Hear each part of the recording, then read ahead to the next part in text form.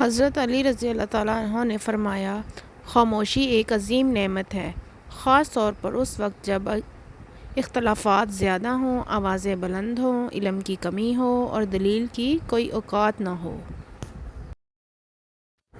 وقت کتنا بھی برا ہو گزر ہی جاتا ہے، لیکن رویے اور لہجے، الفاظ ہمیشہ یاد رہتے ہیں۔ انسان مرتا نہیں ہے، مار دیا جاتا ہے، لفظوں، لہجوں اور رویوں سے۔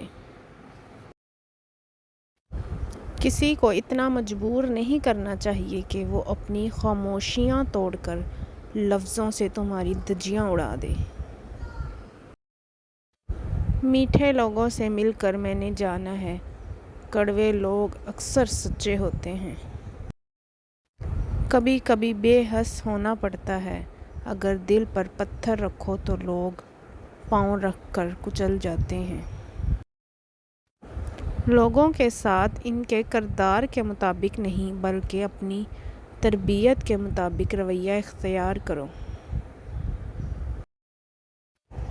اللہ تعالیٰ کے راستے پر خوش قسمتی سے چل پڑے ہو تو تیز بھاگو۔ تیز بھاگنا اگر کسی وجہ سے مشکل ہے تو آہستہ بھاگ لو۔ تھک گئے ہو تو چل لو، یہ بھی نہیں کر سکتے تو گھسیٹ لو، مگر واپسی کا راستہ کبھی نہ اپنانا۔ جو انسان جتنا خاموش رہتا ہے وہ اپنی عزت کو اتنا ہی محفوظ رکھتا ہے۔